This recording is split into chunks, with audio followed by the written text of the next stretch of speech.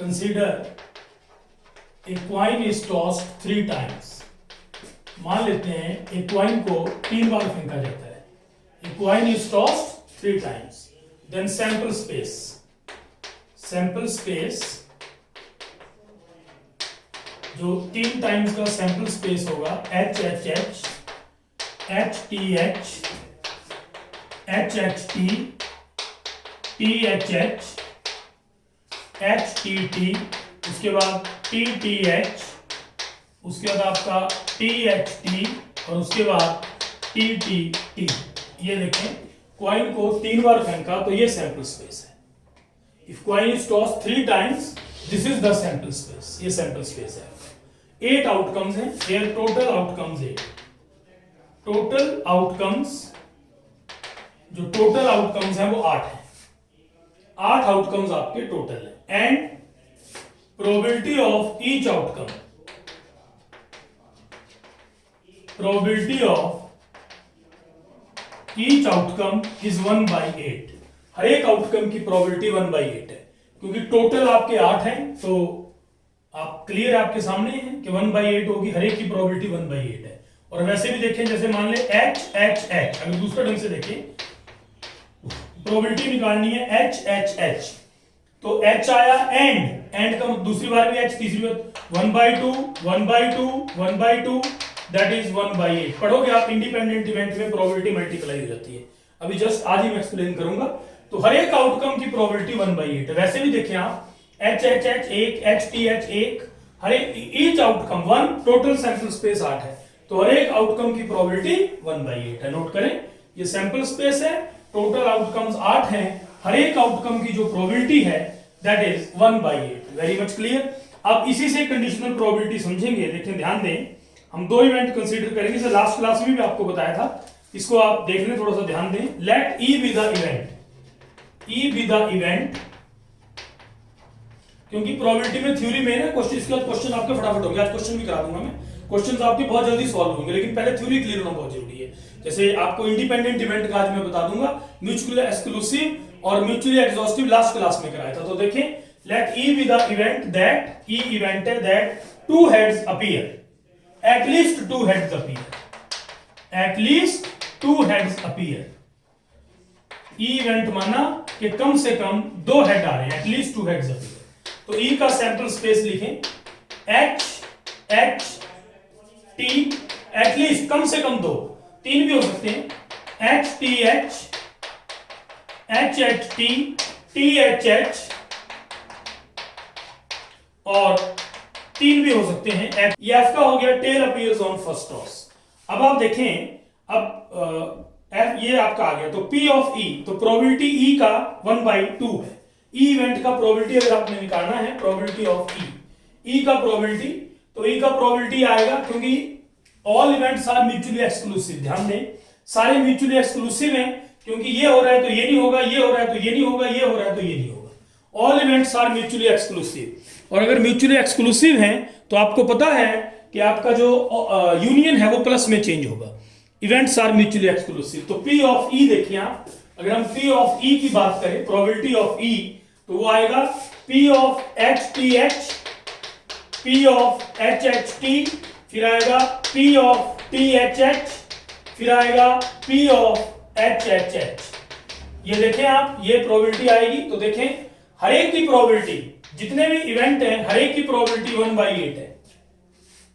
Each is having probability 1/8 plus 1/8 1/8 1/8 that is 1/2। तो E का probability 1/2 आया। That event E occurs 2 heads appear, कम से कम 2 हेड आए, तो तीनों भी आ सकते हैं, एटलीस्ट 2 हेड्स अपीयर। ये देख लें आप। ये थोड़ा सा ध्यान दें कि जब आप इसको कर रहे हैं तो आपने जैसे मतलब इसको इस ढंग से भी कर लेंगे, हर एक की 1 है और टोटल सैंपल स्पेस 8 है, तो हर एक की 1/8 हो। दूसरे ढंग से करें एच टी एच, एच की 1/2 एंड टी की 1/2 एंड एच की 1/2, तो भी 1/8 आया, तो पी ऑफ ई हाफ आ गया। अगर पी ऑफ एफ की बात करें तो वो भी देखें, क्योंकि ये है, ये है, ये है, 4 है, हर एक की प्रोबेबिलिटी 1/8 है, क्योंकि 1 है, टोटल सैंपल स्पेस में 8 है, तो 1/8 1/8 1/8 1/8, हर एक की प्रोबेबिलिटी 1/8 है, तो पी ऑफ एफ आ गया हाफ। तो पी ऑफ एफ आपका हाफ है। हर एक की प्रोबेबिलिटी 1/8 और म्यूचुअल एक्सक्लूसिव है। अगर ये इवेंट होगा तो ये नहीं होगा, ये होगा तो ये नहीं होगा, ये होगा तो ये नहीं होगा। इवेंट्स आर म्यूचुअली एक्सक्लूसिव, तो आपका और जो है वो प्लस में चेंज हो जाएगा।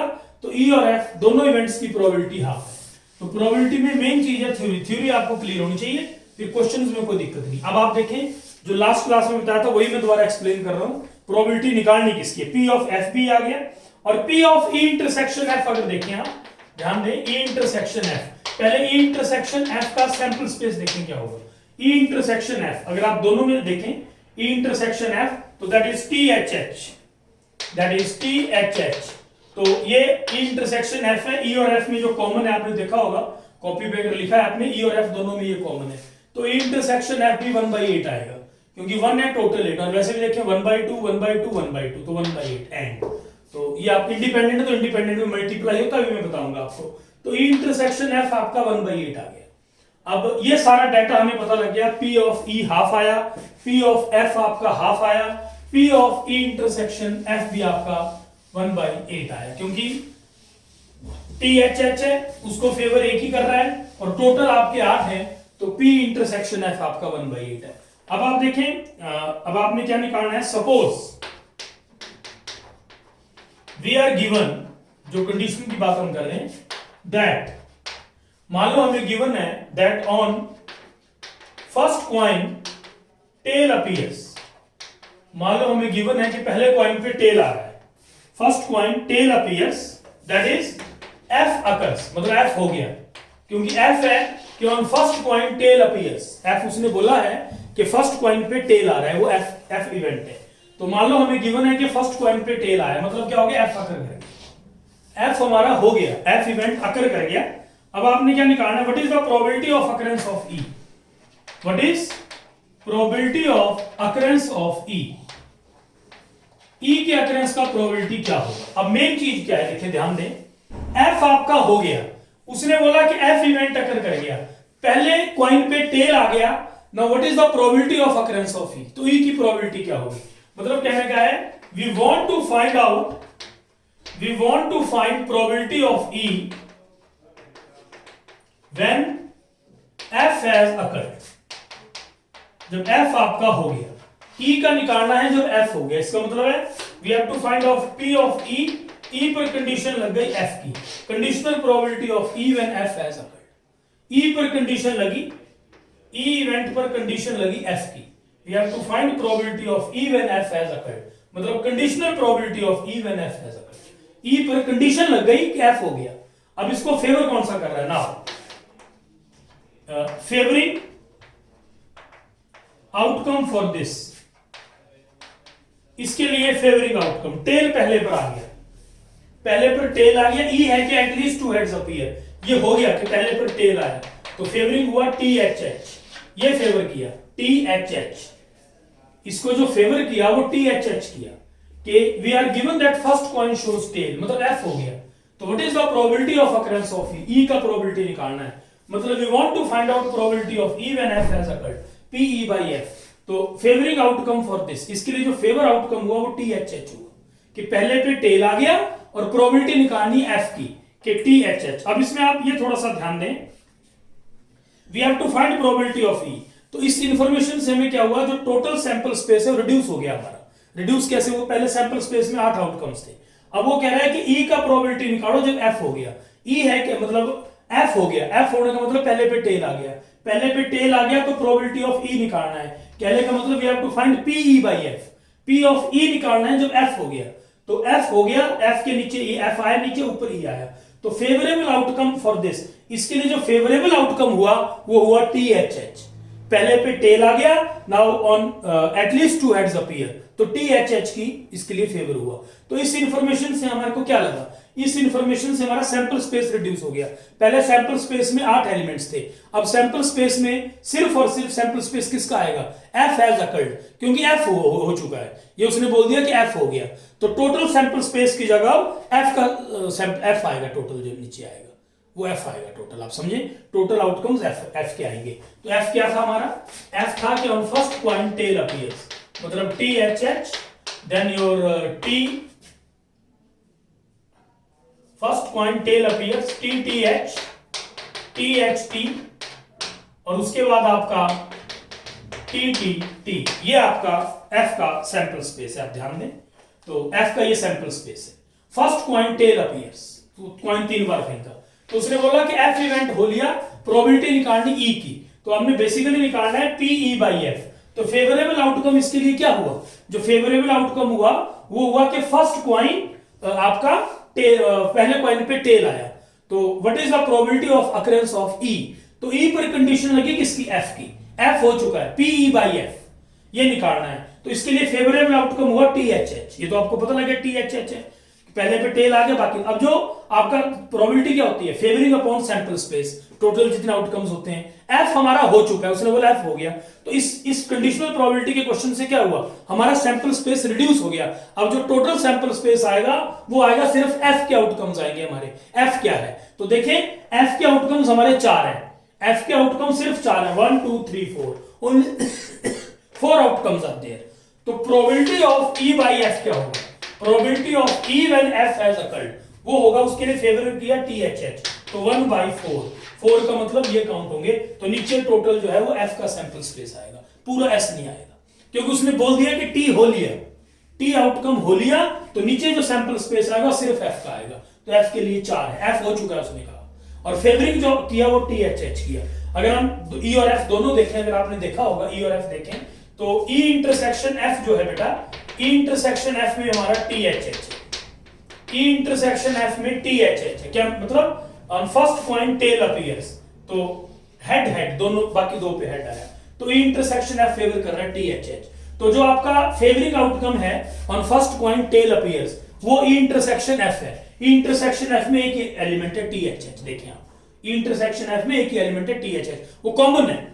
जो उसने बोला कि what is probability of E when F has occurred, मतलब PE/F पूछ रहा है, तो E/F में जो फेवरिंग है वो THH है, and that is also P intersection F, और नीचे टोटल F क्या आएगा, sample space, total sample space हमारा रिड्यूस हो गया। या बुक से पढ़ सकते हैं, बुक में बहुत ढंग से दिया है, अगर आप बुक से स्टडी करेंगे तो you will more and more clear, उसमें प्रॉपर्ली उसने समझाया है। मैंने भी आपको बता दिया कि इस इंफॉर्मेशन से कि F हो गया, इस इंफॉर्मेशन से टोटल सैंपल स्पेस आपका रिड्यूस हो गया, तो सैंपल स्पेस सिर्फ F रहा। अब देखिए, इसको आप ऐसे भी लिख सकते हैं, PE/F, PE/F can be written number of elements in E intersection F, ये बुक में दिया है आपके, क्योंकि E इंटरसेक्शन F और F has occurred probability of E, उसमें एक ही फेवर कर रहा है THH, और वो E इंटरसेक्शन F है। नीचे आएगा टोटल F के टोटल एलिमेंट्स, तो ये देखें E इंटरसेक्शन F में 1 है और नीचे 4 है, तो प्रोबेबिलिटी 1/4। इसको आप किसी और ढंग से भी लिख सकते हैं, क्योंकि अगर आपने प्रोबेबिलिटी के टर्म्स E/F लिखना है तो वो भी लिख सकते हैं, फिर वो सबके लिए वैलिड होगा, वो आपकी बुक में दिया है, ऊपर नीचे सैंपल स्पेस से डिवाइड करेंगे। N of E intersection F upon N of S, N of F upon N of S, तो ये जो चीज है E intersection F/S, total sample space, E intersection F, number of elements favour to intersection F and total sample space, इसको बोलेंगे probability of E intersection F, ये intersection F का probability है।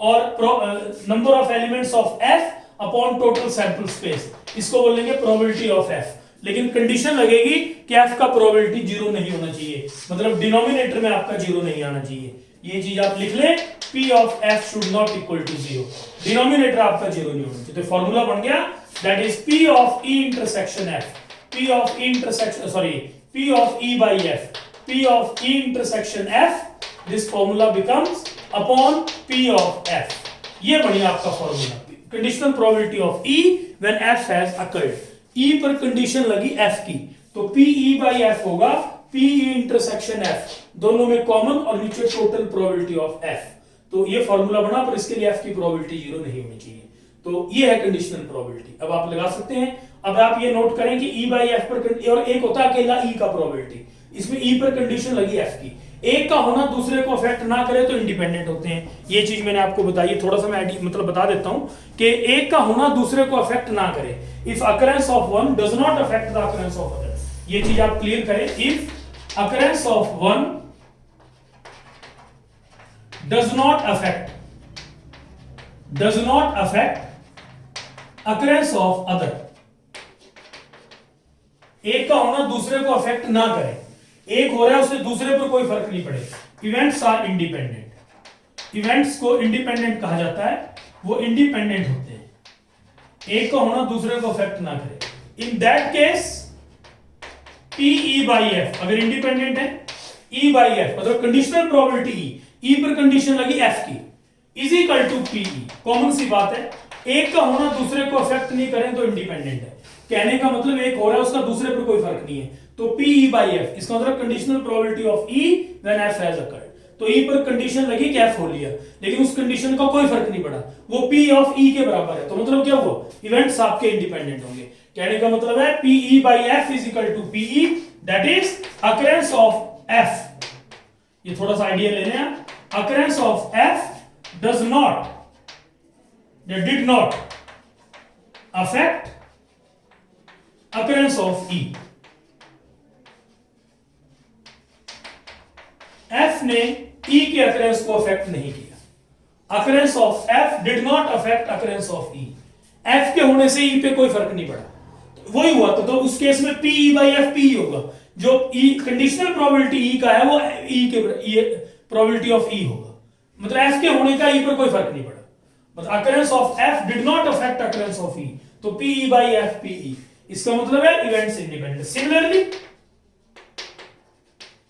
P F by E, अगर F by E करें P F if E and F are independent, अगर E और F आपके इंडिपेंडेंट, कहने का मतलब F की कंडीशनल प्रोबेबिलिटी, F पर अगर कंडीशन लगे, अगर F पर कंडीशन लगी कि E हुआ, conditional probability of F when E has occurred, F पर लगी E की कंडीशन कि E हुआ और वो F के बराबर आ गया P of F, it is probability of F, मतलब conditional probability of F is equal to probability of F।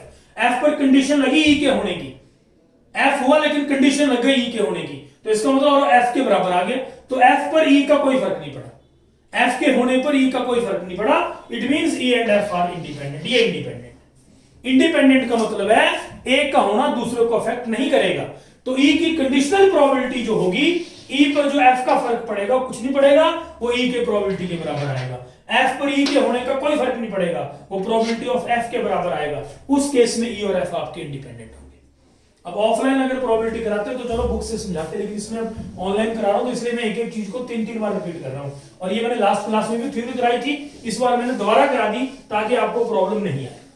तो मैंने ढंग से समझा दिया, आपकी बुक में एग्जांपल देके समझाया है। तो ये चीज आप समझ लें कि E बाई F, अगर P E बाई F निकालना है तो वो होगा P intersection F by P F। आप थ्योरी ध्यान से पढ़ें, एक एक चीज पढ़ें बुक की, उससे आपको क्लियर होगा। और बुक से मैंने आपको समझाया है, क्योंकि बुक के एग्जांपल से समझाया, एटलीस्ट वन हेड वर्ड से। लास्ट क्लास में भी समझाया था, अब मैंने दोबारा समझा दिया। तीसरा लेक्चर जो एंड किया था उसमें भी समझाया था, अभी मैंने दोबारा समझा दिया। P E by F conditional probability of E पर कंडीशन लगी F के होने की, P intersection F by P F, लेकिन तभी होगा ओनली जब F का प्रोबेबिलिटी जीरो नहीं है।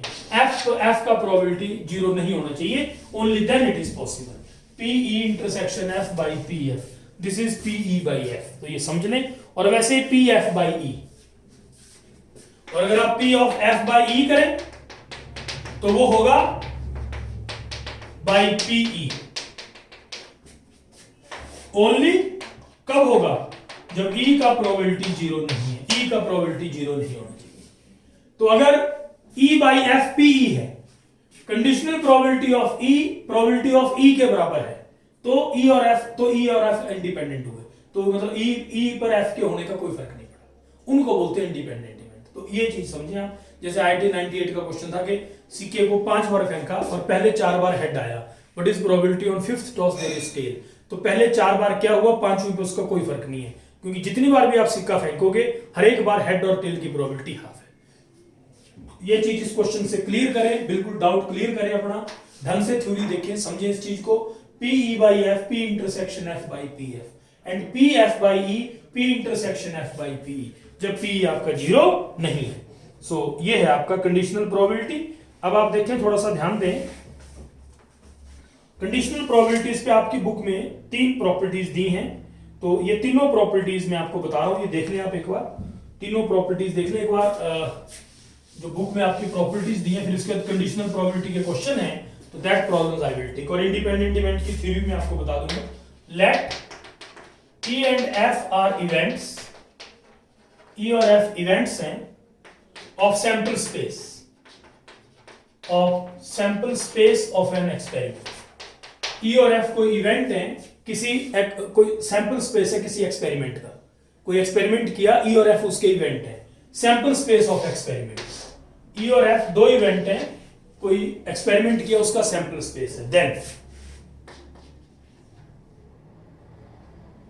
P S by F, probability of sample space when F has occurred, is equal to P F by F, that is 1। ये चीज आप नोट करें, सैंपल स्पेस का प्रोबेबिलिटी 1 होता है, हमेशा ध्यान रखें। Probability of sample space when F has occurred, कह रहे हैं F हो लिया तो सैंपल स्पेस की प्रोबेबिलिटी बताओ, तो उसकी ये पहली प्रॉपर्टी है, ये 1 होगा। इसका प्रूफ देखें, P S by F, अभी जो आपको फॉर्मूला कराया उसके अकॉर्डिंगली क्या होगा, P S intersection F upon F, और S intersection F, sample space और F में क्या कॉमन होगा, F, सैंपल स्पेस और F में F कॉमन होगा, तो it is P of F, ये कट के 1 आ जाएगा। So this property is proved. तो P S by F is equal to 1। तो ये समझ लें आप, P S intersection F, sample space और F में क्या कॉमन होगा, कॉमन सेंस यूज करो अपनी आप, P S by F कह रहा है, P F by F 1 होगा, कॉमन सेंस यूज करो। S और इंटरसेक्शन F में क्या कॉमन होगा, सैंपल स्पेस के साथ, क्योंकि E और F जो है तो इवेंट्स हैं सैंपल स्पेस से लिए वो, तो दोनों में कॉमन क्या होगा, P ऑफ F, ये P ऑफ F हो गया और P ऑफ F नीचे है, तो answer is 1। So this property is proved. ये आपकी फर्स्ट प्रॉपर्टी, इसको समझें आप, ध्यान दें। So this is the proof. Then your second property, उसके बाद आपके क्वेश्चंस हैं, कंडीशनल प्रोबेबिलिटी के क्वेश्चंस करें, फिर आपके इंडिपेंडेंट इवेंट है उसकी थ्योरी भी आपको करा दूंगा, और नेक्स्ट क्लास में इंडिपेंडेंट इवेंट के क्वेश्चन आपके हो जाएंगे। तो ये देखें आप, प्रॉपर्टी 2, मैं अपनी तरफ से कुछ नहीं इसमें ऐड कर रहा हूं, ताकि बुक से करा रहा हूं, क्योंकि आप किताब पढ़ेंगे तो उससे आपको चीजें क्लियर होगी। प्रॉपर्टी 2 क्या है, A and B are any if A and B are any two events of a sample space, two events of a sample space, A और B दो इवेंट हैं किसी सैंपल स्पेस के, and F is any event of sample space, और F sample space का कोई event है। A और B कोई भी दो इवेंट है सैंपल स्पेस के, कोई एक्सपेरिमेंट किया उसका सैंपल स्पेस है, तो A और B उसके कोई भी दो इवेंट है, और F कोई भी इवेंट है सैंपल स्पेस का, any event of sample space such that probability of F is not 0, F का प्रोबेबिलिटी 0 नहीं है, F का प्रोबेबिलिटी 0 नहीं है, तो ये कह रहा है P of A union B by F, मतलब probability of A union B पर कंडीशन लगी किसकी, F की, A यूनियन B पर कंडीशन लगी F की, A और B कोई दो इवेंट है सैंपल स्पेस के, और F कोई भी इवेंट है सैंपल स्पेस का, F की प्रोबेबिलिटी 0 नहीं है, तो ये कह रहा है किसके बराबर होगा, P A by F plus P B by F minus P A intersection B by F। This is the result, you please note this result. ये रिजल्ट कह रहा है कि ये रिजल्ट है, सो this is the main important result, और इसके बाद फिर हम क्वेश्चन स्टार्ट करेंगे। इसके एक प्रॉपर्टी और है, A और B कोई भी दो इवेंट है सैंपल स्पेस से, कोई एक्सपेरिमेंट है उसका कुछ सैंपल स्पेस है, A और B उसके कोई दो इवेंट हैं, और F कोई भी इवेंट है सैंपल स्पेस का, any event of sample space, कोई सैंपल स्पेस है उसका कोई भी इवेंट है, प्रोबेबिलिटी ऑफ F 0 नहीं है, तो P of A union B by F, A union B by F, ये कह रहा है P of A by F, B by F minus P intersection B by F। तो ये कह रहा है, देखें आप ध्यान दें, इसको कैसे करना है, P of A union B by F, P of A by B क्या होता है अभी बताया मैंने आपको, P of A union B intersection F by P of F, you know that this is the formula, P of A union B intersection F, क्योंकि इसको आप मान लें कोई इवेंट E है, E by F क्या होता है, PE by F, PE intersection F by PF, तो E की जगह A union B है, A union B intersection F by this। अब आप देखें क्या होगा इसमें, P of आपको पता है that union is distributed over intersection, set theory का रिजल्ट लगेगा A union B, तो बन जाएगा A intersection F union B intersection F, और नीचे आएगा P ऑफ F, ये देखें P of A intersection F union B intersection F, union मतलब यूनियन डिस्ट्रीब्यूट हो गया इंटरसेक्शन पे, देखें आप union is distributed over intersection P A intersection F union B, क्योंकि आपको पता है A union B intersection C, it is your A intersection C union B intersection C, ये होता है। तो ये रिजल्ट लगा सेट थ्योरी का यहाँ पर। अब आप इसमें देखें आप probability of A union B क्या होता है, you know probability of A union B P A intersection F plus P B intersection F minus P A intersection B, दो A intersection F intersection B intersection F, ये होगा A intersection B intersection F और नीचे आएगा P of F, ये बनेगा P A intersection F plus P B intersection F minus P A intersection B intersection F। अब आप देखें how this will be solve, ये कैसे सॉल्व होगा आगे, इसको अलग अलग कर लें। P A intersection F by P F plus NCERT की प्रॉपर्टी है, बोर्ड में प्रूव करने को भी आ सकती है, minus P A intersection B intersection F by P F, P A intersection F by P F, इसको लिख सकते हैं P A बाई F, इसको लिख सकते हैं P B बाई F, और ये आपको पता है A intersection B intersection F P A intersection B by F। So this result is proved, अगर आप ध्यान दें तो ये रिजल्ट आपका प्रूव हो गया, प्रॉपर्टी प्रूव हो गई। सो this is the required solution, इस ढंग से आपका सोल्यूशन है। तो प्लीज नोट करें, और इसके बाद इसके क्वेश्चंस हैं, तो we will start the problems. कुछ प्रॉब्लम्स आपको मैं कराऊंगा इसके, तो चीजें आपको क्लियर होंगी उससे। तो ये देखें, ये सोल्यूशन है। So in this manner you will get, और इंडिपेंडेंट इवेंट का आज बता दूंगा मैं आपको। ये देखें आप, ये बन गए। अगर ए और बी आपके डिसजॉइंट है, तो डिसजॉइंट अगर है तो उनमें कॉमन कुछ नहीं होगा, ये भी लिख लें आप। तो थ्योरी प्रोबेबिलिटी की बहुत जरूरी है, बिना थ्योरी के क्वेश्चन आपके नहीं होंगे। एक बार थ्योरी आपके समझ आ गई तो प्रो क्वेश्चंस में कोई दिक्कत नहीं। इसलिए मैंने चौथे लेक्चर में भी थ्योरी कराई आपको, पहले 3 थ्योरी पे दिए। If A and B are disjoint sets, A और बी अगर डिसजॉइंट्स हैं, और बीच में कई बार जैसे ई का सैंपल स्पेस लिखा, उसमें हल्का सा एक चीज मैंने 2 बार लिख दी, जब बुक में देखा ट्रेस आउट हुई कि गलती है, उसको उसी वक्त ठीक किया। तो ये देखिए आप, चीजें सारी सामने हो रही हैं आपके, कोई प्रॉब्लम वाली बात नहीं। ए और बी अगर डिसजॉइंट है तो ए इंटरसेक्शन बी आपका 5 होगा, ए इंटरसेक्शन बी में कुछ भी कॉमन नहीं है, तो उसका जो प्रोबेबिलिटी होगा वो आपका 0 होगा। अगर ए और बी डिसजॉइंट है तो प्रोबेबिलिटी 0 होगा। इसका मतलब है P of A union B by F that is equal to P A by F plus P B by F। ये नोट करें आप, P of A union B by F, P A by F, P B by F, ये होगा क्योंकि A intersection B आपका 0 हो जाएगा, A intersection B will be 0। तो ये नोट करें आप, this is the very very important result. ये रिजल्ट आपका सॉल्व हुआ, इस रिजल्ट को नोट करें क्योंकि ये कंपटीशन लेवल पे एज सच भी आ सकता है। P A union by F, A union B by F, A and B are any events of a sample space. कोई एक्सपेरिमेंट किया, उसका सैंपल स्पेस है, A और B उसके कोई भी इवेंट्स हैं, तो A union B by F that is written as P A by F plus P B by F minus P A intersection B by F। तो you please note this result, this is a very very important result. और अगर A और B disjoint है, मतलब उनमें common कुछ नहीं है, कॉमन कुछ नहीं है तो इंटरसेक्शन 5 होगा, उसका प्रोबेबिलिटी 0 होगा। उस केस में P A union B by F, P A by F plus P B by F। So this is a very very important result, आप नोट करें, इस ढंग से आपका सोल्यूशन है। तो आराम से करें प्रोबेबिलिटी, और बहुत अच्छे ढंग से आपको मैं करा दूंगा ये चैप्टर, कोई ऐसी प्रॉब्लम वाली बात नहीं है। जो रह गया था एक चैप्टर लास्ट, उसमें तो अच्छे ढंग से प्रॉपर वे से कंपटीशन के क्वेश्चन भी, दूसरे भी सारे प्रॉब्लम्स हम करेंगे and things will be clear to you. Independent event का थ्योरी आपको आज ही बता देंगे कि इंडिपेंडेंट इवेंट में क्या होता है।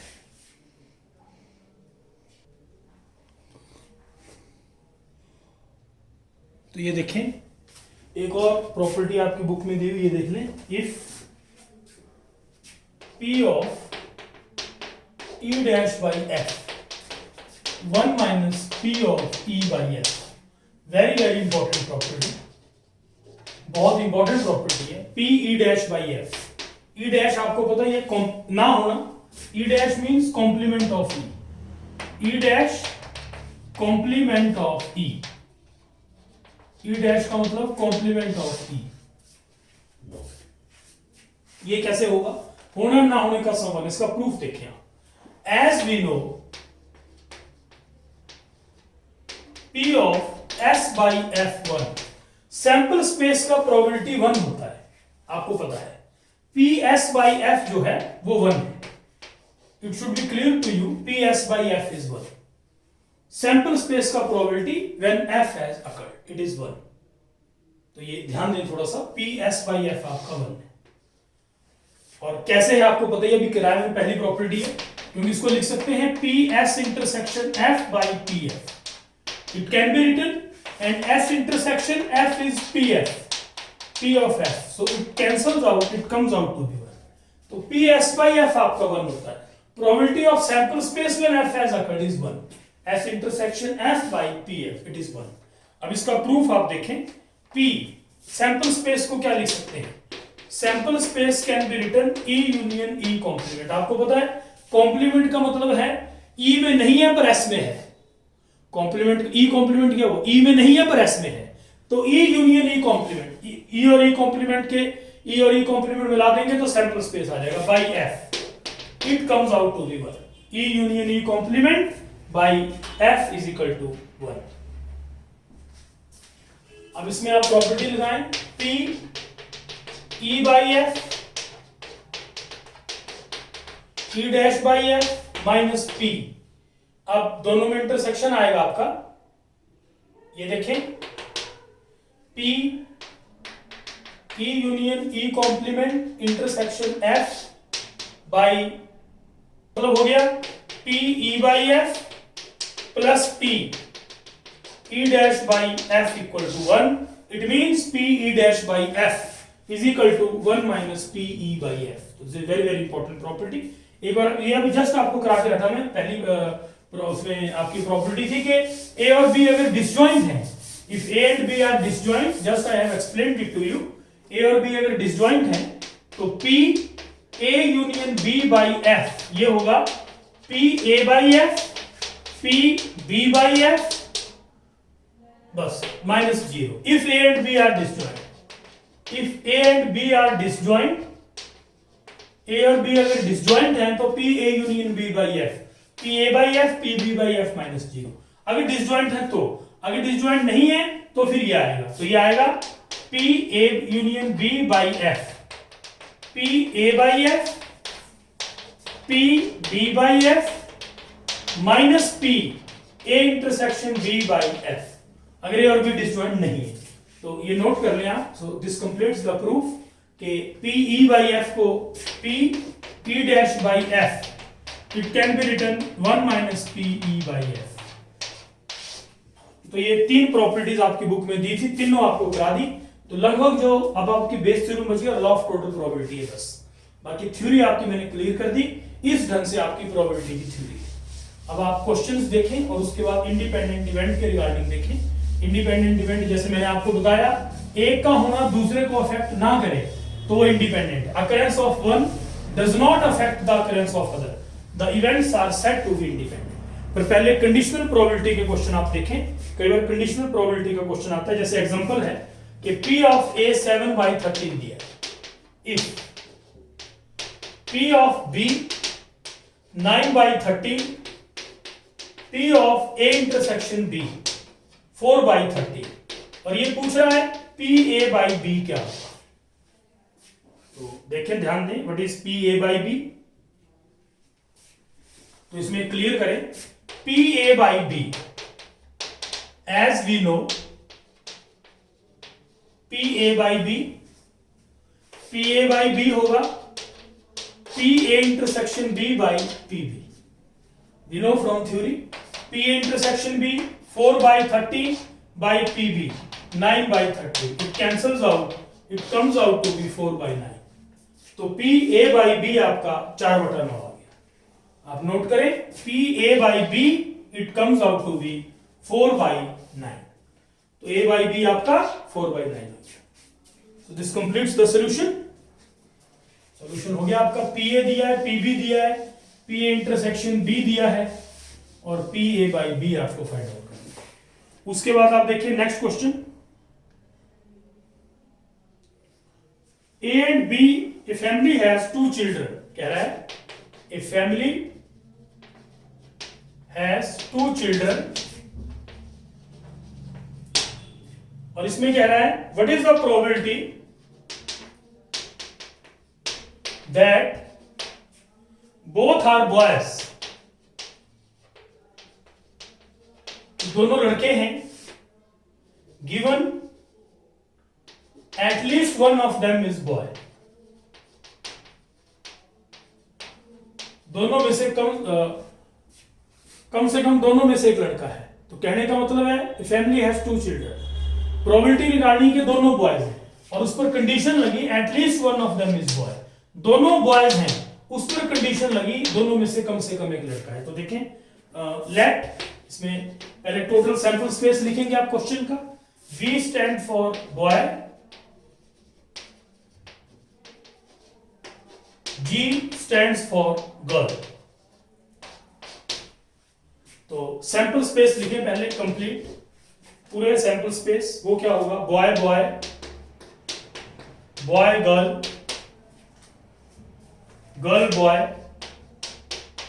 Girl girl. A family has 2 children, boys, F denote the event, तो सैंपल स्पेस पूरे का ये आ गया, E और E मान लेते हैं, let E be event, both are boys। Question करने का तरीका देखें, फॉर्मूला तो वही लगेगा कि फॉर्मूला है PE by F, E intersection F by PF, लेकिन क्वेश्चंस में फिर एप्लीकेशन होता है, थ्योरी से आपको समझना होता है कि क्या चीज दी है क्या नहीं दी है, वो प्रैक्टिस से क्लियर हो जाएगा। पहले 4 लेक्चर में थ्योरी ढंग से करा दी मैंने आपको, बिल्कुल क्लियर कर दिया। अब इंडिपेंडेंट इवेंट का भी बता रहा हूं मैं अभी आपको, उसके बाद फिर फटाफट क्वेश्चन होंगे अगले लेक्चर में, maximum number of questions we will do and you will be more and more clear. तो ये देखिए ई मान लिया कि दोनों बॉयज हैं, तो ई का सैंपल स्पेस लिख दें, बोथ आर बॉयज, या this is sample space for E. अब एफ लिखें, at least one of them is boy, and let F be the event that at least one of them is boy, उनमें से कम एक boy है, F लिखें। तो B G, G B, B B, at least one of them is boy, दोनों में से कम एक लड़का है, कम से कम, दोनों लड़के भी हो सकते हैं। तो अब निकालना क्या है, probability both are boys, E, probability E का निकालना। देखो क्वेश्चन को समझो कि पूछा क्या है, what you want to ask, क्या पूछा है उसने, क्या दिया है, उसने पूछा है what is the probability both are boys, कि दोनों बॉयज हैं, ई निकालना है, ई प्रोबेबिलिटी निकालनी, दोनों बॉयज हैं, उस पर कंडीशन लगी एफ की, at least one of them is boy, कम से कम एक लड़का है, ई पर कंडीशन लगी एफ की, तो ये होगा P intersection F by P F. And what is P intersection F, दोनों में कॉमन देखें, पी इंटरसेक्शन एफ, ये इंटरसेक्शन एफ आएगा आपका बी बी, तो दोनों में एक कॉमन है, तो 1 बाई टोटल आपका देखें सैंपल स्पेस 4 है, 1 by 4 P of F, F में 3 बाई 4, तो आंसर इज 1 बाई 3। तो आपको जो कंडीशनल प्रोबेबिलिटी और एग्जांपल से समझाई है, तो 2 लेक्चर में मैंने एग्जांपल ही आपको कराए, तो क्लियर करें। E with the event both are boys, B B, और एफ मान लिया at least one of them is boy, दोनों में से कम एक बॉय है, तो boy girl, girl boy, boy boy. तो ई का प्रोबेबिलिटी निकालना है, ई पर कंडीशन लगी एफ की, this is the required solution, इस ढंग से आपने करना है, both are boys, required solution is there. तो कोई ऐसी दिक्कत वाली बात नहीं है, समझें इस चीज को आप, ये solution. Conditional probability, conditional probability को समझने की कोशिश करें, उस पर कंडीशन लग गई, कहने का ये मतलब है, कंडीशन इज इम्पोज्ड। मैंने लास्ट ईयर भी बताया था आपको, बॉल्स के एग्जांपल से समझाया था, अभी आपको वो भी समझा दूंगा, बॉल्स के एग्जांपल से बताना होगा तो भी बता दूंगा। एक ये क्वेश्चन है, देखें 10 कार्ड्स, ये आपकी बुक का एग्जांपल है, 10 cards numbered from 1 to 10 are placed in box, एक डब्बे में डाले गए, and one card is drawn at random.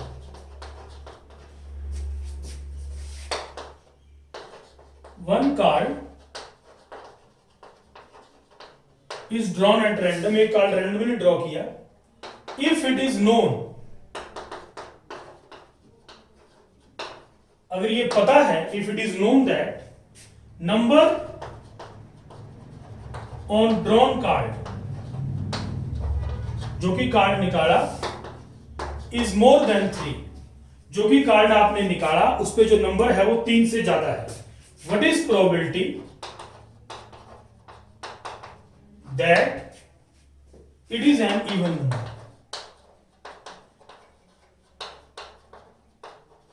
ये वो इवन नंबर. 10 कार्ड जो हैं, कह रहा है 1 से 10 उन पर नंबर है, एक डब्बे में डाले गए, एक कार्ड रेंडमली ड्रॉ किया और ये बोला गया है कि नंबर जो है कार्ड पे वो 3 से ज्यादा है. तो प्रोबेबिलिटी निकालनी है that it is an even number. तो ध्यान दें, अब देखो इन प्रोबेबिलिटी के क्वेश्चंस में मेन है कि फॉर्मूला तो एक ही है.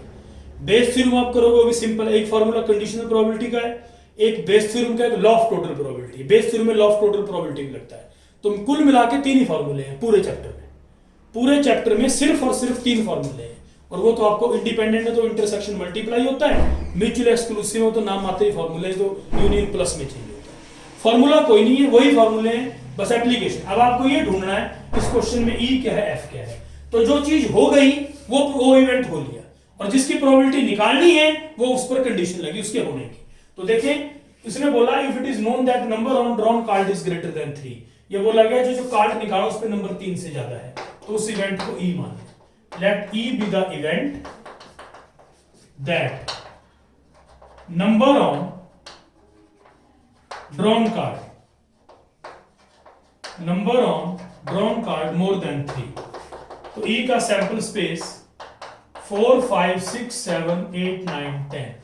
Number on drawn card is more than 3, 3 से ज्यादा है. और F, let F be event that it is an even number.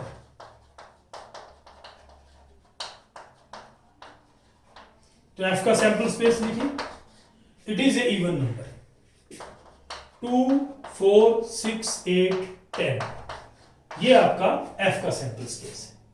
2 event मान लिए. E मानना कि नंबर 3 से ज्यादा है, दूसरा मानना इट इज ए इवन. अब प्रोबेबिलिटी निकालनी है. ये हमें पता है कि number on drawn card is greater than 3, ये पता है. तो नंबर जो ड्रॉन कार्ड पे वो 3 से ज्यादा है, मतलब ये चीज हो गई. It is known that, it is known का मतलब है ये इवेंट हो लिया. प्रोबेबिलिटी किसकी निकालनी है, it is an even number. तो प्रोबेबिलिटी निकालनी है कि नंबर इवन है, इसका मतलब एफ की प्रोबेबिलिटी निकालनी है आपको. It is even number, even number की प्रोबेबिलिटी निकालनी. गिवन क्या है, गिवन है number on drawn card is greater than 3, मतलब number on drawn card is greater than 3, ये इवेंट आपका हो लिया. मतलब पी एफ बाई ई निकालना है. ई मान लिया कि नंबर इज मोर देन 3, तो वो हो लिया, ई इवेंट आपका हो लिया. तो पी एफ बाई ई निकालना है. तो इसका मतलब हो गया P F intersection E by P F. ये समझे, ये समझे. ई फॉर्मूला आपको पता है, P A by B, P A intersection B by P B. तो पी एफ बाई ई होगा P F intersection E by P F. F intersection E, इन दोनों में कॉमन देख लें. F intersection E, what are common events? तो common है 4, 6, 8, 10. 4 है कॉमन, तो ये बन जाएगा 4 बाई 1 से 10, 10 F 5/10. It is 4 by 5. तो it is 4 by 5 is the answer. Let me check. PB, sorry, F by E by PE आएगा, F नहीं आएगा. PF इंटर फॉर्मूले PA बाई B होता है, इंटरसेक्शन B बाई PB. मैंने PF लिख दिया, नीचे PE आएगा. तो E का प्रोबेबिलिटी 7/10 है बेटा, तो 4/7 आएगा. मैंने F लिख दिया था गलती से. PF बाई E, P देखिए फॉर्मूला वही तो मैं बोल रहा हूं, सारी चीजें साथ साथ बनिए. PA बाई B क्या होता है, PA intersection B by PB. तो नीचे P ऑफ B आएगा. मैंने F बाई E में नीचे F लिख दिया था, तो F में मेरे 5 था, तो मैंने 5/10 गलत लिख दिया. PF बाई E होगा PF intersection A by B क्या होता है, PA intersection B by PB. तो PF intersection E by PE. P E आपका 7/10 है, ई में 7 है तो 4/7 is the answer. So this is the solution. तो इसमें इन क्वेश्चंस में मेन यही है कि आपको ये पता करना है कि प्रोबेबिलिटी किसकी पूछी है और कौन सा इवेंट आपका हो लिया, ये चीज उसने बोली है। तो ये चीज अगर आपको पता लग गई तो आपके प्रॉब्लम्स इजीली सॉल्व होंगे, कहीं कोई दिक्कत वाली बात नहीं। तो इसमें हमारा शुरू से जो आपने बेसिक पढ़ा है, पहले लेक्चर में बेसिक प्रोबेबिलिटी हुई आपकी, दूसरे में उसके कुछ क्वेश्चंस किए हमने म्यूचुअल एक्सक्लूसिव के, तीसरे में कंडीशनल प्रोबेबिलिटी शुरू की, कंडीशनल प्रोबेबिलिटी के बारे में कुछ क्वेश्चंस किए, कुछ कंडीशनल प्रोबेबिलिटी की हमने, और उसके बाद जो है फोर्थ में हमने क्वेश्चंस किए कुछ। अब ये क्वेश्चंस आपके नेक्स्ट क्लास में और क्वेश्चंस कवर करूंगा। थोड़ा सा आप इंडिपेंडेंट इवेंट्स के रिगार्डिंग देख लें कि इंडिपेंडेंट इवेंट्स आपके क्या होते हैं। What do you mean by independent events? तो मल्टीप्लिकेशन रूल प्रोबेबिलिटी का क्या है, तो इंडिपेंडेंट इवेंट क्या होंगे? एक का होना दूसरे को इफेक्ट ना करे, वो इंडिपेंडेंट है। तो कहने का वही मतलब है कि if P of E by F equal to PE, जैसे मैंने आपको बताया E का conditional probability when F has occurred, ये P ऑफ E के बराबर है। And if P of F by E is equal to PF, F का कंडीशनल प्रोबेबिलिटी जब E होल F के बराबर है, that is conditional if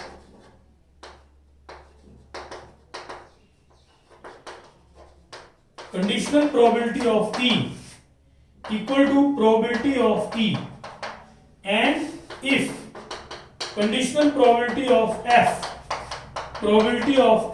then events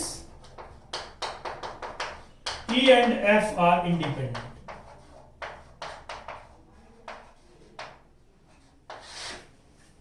E का कंडीशनल प्रोबेबिलिटी, E का प्रोबेबिलिटी ऑफ E, F का कंडीशनल प्रोबेबिलिटी ऑफ F, मतलब F के होने का E पर कोई फर्क नहीं है, E पर कोई फर्क नहीं है। Probability of E when F has occurred, F के होने का E पर कोई फर्क नहीं पड़ा, is equal to P of E, E के होने का F पर कोई फर्क नहीं पड़ा, P of F, conditional probability of F is equal to probability of F, means events are independent. तो एक का होना दूसरे को अफेक्ट ना करे, उनको इंडिपेंडेंट कहते हैं। इंडिपेंडेंट इवेंट का मतलब है एक का होना दूसरे को अफेक्ट ना करे, तो वो इंडिपेंडेंट है। बाकी multiplication law of probability independent event के रिगार्डिंग, तो that we will cover in next class, और थोड़े से कंडीशनल प्रोबेबिलिटी के क्वेश्चंस करेंगे। तो अगली क्लास में आपके दोनों एक्सरसाइजेस के क्वेश्चन करेंगे, क्योंकि दोनों की थ्योरी आपकी कवर हो जाएगी, दूसरे की थ्योरी भी आपको करा दूंगा। बस अब आपके क्वेश्चन ही क्वेश्चन होंगे नेक्स्ट क्लास में, तो we will do maximum number of problems. Theory ढंग से आप समझ लें, एक एक चीज मैंने एक्सप्लेन की आपको देख लें, तो इस ढंग से आपका प्रोबेबिलिटी का ये लेक्चर आपका होगा।